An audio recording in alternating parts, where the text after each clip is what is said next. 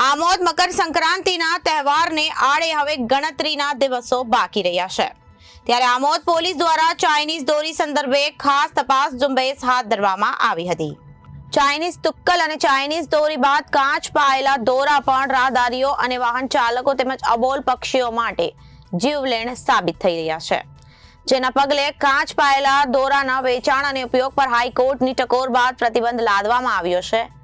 ત્રણ પર્વને ગણતરીના દિવસો બાકી રહ્યા છે ત્યારે આમોદ સહિત ગ્રામ્ય વિસ્તારમાં ચાઇનીઝ દોરી તુક્કલ વેચાણ ન થાય તે માટે પોલીસ અલર્ટ મોડમાં છે।